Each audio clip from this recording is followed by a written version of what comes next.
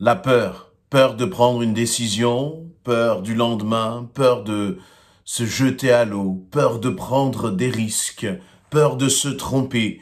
Bien souvent, nous sommes paralysés par la peur et le temps passe et parce que nous avons peur, nous hésitons à nous engager, nous hésitons à prendre des décisions et parfois même plus que d'hésiter, nous n'en prenons pas. Et nous avons l'impression de stagner, de tourner en rond à cause de quoi? À cause d'une chose? À cause de la peur. Parfois même, tu sens que tu peux aller plus loin, tu peux avancer, tu peux t'engager dans de beaux projets, mais à cause de ta peur, peur de toi-même, peur de ton incapacité, peur de tes faiblesses, peur de l'échec, peur du regard des autres, tu es là encore une fois comme paralysé. Et là, j'aimerais partager avec vous quelques paroles que Jésus va adresser à ses disciples juste avant qu'il les quitte, juste avant qu'il retourne à la droite du Père dans Matthieu chapitre 28. Il nous est dit ceci, les 11 disciples, à partir du verset 16, les 11 disciples allèrent en Galilée sur la montagne que Jésus leur avait désignée. Et quand ils le virent, ils l'adorèrent. Mais quelques-uns eurent des doutes. Jésus s'étant approché, il leur parla ainsi, « Tout pouvoir m'a été donné dans le ciel et sur la terre. Allez, faites de toutes les nations des disciples, en les baptisant au nom du Père, du Fils et du Saint-Esprit, et enseignez-leur à observer tout ce que je vous ai prescrit.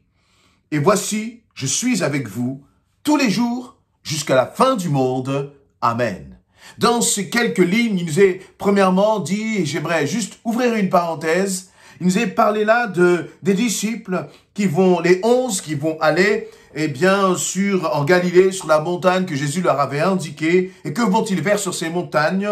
Il nous est dit, ils l'adorèrent. Ils vont adorer Jésus. Ils vont adorer Jésus. Or, Jésus lui-même avait dit, que tu n'adoreras que Jésus lui-même. Il avait lui-même dit que, on ne pouvait pas adorer. Il avait dit que Dieu est esprit. Il faut que ceux qui adorent Dieu l'adorent en esprit. Le seul qui pouvait être adoré, c'est Dieu. Et là, il nous est dit à la fin de Matthieu que les disciples ont été adorés Jésus. Et cela nous montre bien que Jésus est Dieu. Là, il est Jésus Dieu, il est le Fils retourné à la droite du Père. Autant que cela puisse bousculer l'entendement humain, la compréhension humaine de quelques-uns, Jésus est Dieu. Jésus est Fils de Dieu. Jésus est adoré par les disciples. Et aujourd'hui encore, nous pouvons adorer Jésus-Christ librement, comme le faisaient aussi les disciples. Et je referme cette parenthèse. Juste après cela, il nous est dit que quelques-uns, à la fin du verset 17, eurent des doutes. Je ne sais pas quels étaient leurs doutes dans leur cœur. Leur doute, c'était peut-être le fait qu'ils ne voyaient plus maintenant Jésus physiquement. Pendant 3 ans, ces hommes avaient touché Jésus, mangé avec Jésus, parlé avec Jésus. Ils voyaient Jésus de leurs yeux. Et maintenant, finalement, Jésus n'était plus là physiquement avec eux. Et comme Jésus n'était plus là physiquement avec eux, très certainement qu'il y avait encore des doutes sur leur avenir, des doutes sur comment allait se passer maintenant la suite, maintenant que l'enseignant n'était plus avec eux physiquement, il y avait des doutes. Mais ce qui est intéressant, c'est qu'à partir du verset 18, Jésus s'est approché. Jésus s'étant approché, il leur parla ainsi. Mais laissez-moi vous dire, dans ce moment-là, encore une fois, Jésus qui est venu, il leur a parlé. Il leur a dit, tout pouvoir m'a été donné dans le ciel et sur la terre. Jésus leur a donc rappelé là que maintenant, il n'était pas seul. Pourquoi? Parce que tout pouvoir lui a été donné. Et que le Jésus qui était humain finalement et qui était d'une certaine façon limité par son corps, celui-là maintenant avait retrouvé toute sa gloire. Parce que maintenant, il était à la droite du Père. Maintenant, il n'était plus limité par un corps de chair. Maintenant, Jésus ne souffrait plus, j'allais dire, les souffrances d'ici-bas. Non, maintenant, c'est un Jésus pleinement glorieux. Et ce Jésus pleinement glorieux leur dit, eh bien, je suis avec vous, je suis avec vous. Mais juste avant de leur dire cela, qu'il est avec vous tous les jours de leur vie, il va leur dire, eh bien, tout pouvoir m'a été donné. Et au verset 19, il va leur confier cette mission extraordinaire. Allez et faites de toutes les nations des disciples, les baptisant au nom du Père, du Fils et du Saint-Esprit, et enseignez-leur à observer tout ce que je vous ai prescrit. Tout ce que je vous ai prescrit. Et voici, je suis avec vous tous les jours jusqu'à la fin du monde. Amen. Vous voyez, ce qui est intéressant là, c'est que Jésus, finalement, il a confié à ses 11 une mission extraordinaire. Ce n'était pas simplement de parler de l'évangile. Ce n'était pas simplement d'annoncer, de partager l'évangile. Mais c'était de lever une nation d'hommes et de femmes. Une génération d'hommes et de femmes qui appartiennent à Christ, qui vivent pour Christ, qui se donnent à Christ. C'était de lever vraiment des hommes et des femmes prêts à devenir à leur tour des disciples de Jésus-Christ. Quelle mission extraordinaire!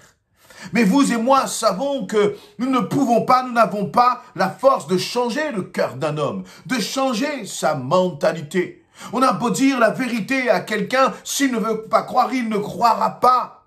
On aura beau argumenter, on aura beau faire toutes les plus belles démonstrations, mais nous sommes limités et nous pouvons peut-être influencer, mais nous ne pouvons pas réellement transformer. Et très certainement que lorsque les disciples se sont regardés l'un l'autre, lorsqu'ils ont entendu cette mission, ils se sont dit, mais comment on va faire? Vous voyez, là, juste au verset 17, il nous est parlé du doute finalement. Ils se disent, mais comment on va pouvoir assumer cette fonction? En plus, toi Jésus, tu nous confies cette mission-là, mais tu repars à la droite du Père. Comment allons-nous faire? Paralysés par les craintes, paralysés par les peurs, paralysés par tous leurs questionnements, paralysés par leur incapacité, paralysés toi-même par ta propre faiblesse. Tu crois que tu ne peux rien faire, tu crois que tu n'es bon à rien, tu crois que tu n'arriveras pas. Mais laisse-moi te dire cette chose, c'est que celui qui te missionne, celui qui te mandate, voici ce qu'il te dit aussi. Voici, je suis avec vous tous les jours, jusqu'à la fin du monde. Amen. Et lorsque Jésus dit Amen, c'est que nous n'avons rien à rajouter derrière. C'est que tes doutes, tu peux les balayer. Pourquoi? Parce que tu réalises que tu ne peux pas agir en comptant sur toi-même, mais si tu comptes sur Jésus-Christ, si tu comptes sur le Saint-Esprit, alors tu verras la gloire de Dieu se manifester. Mais laissez-moi vous dire que, une fois que, Jésus a dit cela, il a bien fallu que les disciples se lèvent. Il a bien fallu qu'ils commencent à s'engager. Il a bien fallu qu'ils commencent à marcher par la foi. Parce que, s'ils regardaient encore à eux-mêmes, ils auraient pu se dire, mais attendez, lorsque Jésus était là, on n'a pas pu faire grand-chose par nous-mêmes. Alors ce n'est pas lorsqu'il est parti maintenant que nous pourrons aller vers toutes les nations et puis faire de toutes les nations des disciples. Comment est-ce possible? Et toi aussi, dans ta situation, tu te demandes, mais comment c'est possible? Comment vais-je pouvoir faire? Est-ce que j'ai la capacité? Est-ce que je peux m'engager? Et tu te poses tellement de questions que tu es même paralysé par tes propres questions, alors que le Seigneur te dit, fais-moi confiance. Mais j'ai besoin que tu te lèves. J'ai besoin que tu t'engages. Et lorsque tu vas commencer à faire tes premiers pas, lorsque tu vas commencer à ouvrir ta bouche, lorsque tu vas commencer à parler en mon nom, alors tu verras ma gloire, te dit le Seigneur. Pourquoi? Eh bien, parce que je te le répète, tout pouvoir, moi, Jésus-Christ, m'a été donné. Et celui à qui a été donné tout pouvoir dit, je suis avec toi tous les jours. Il n'y a pas un seul jour où tu as respiré pour lequel et le Seigneur n'était pas avec toi. Cela n'a pas existé. Jamais. À chaque fois que tu t'es levé, à chaque fois que tu t'es couché, À chaque fois que tu as respiré, tu n'y as pas pensé, tu ne l'as pas réalisé. Mais le Seigneur, lui, il est avec toi tous les jours, jusqu'à la fin du monde. Aujourd'hui, il est avec toi, demain, il sera encore avec toi.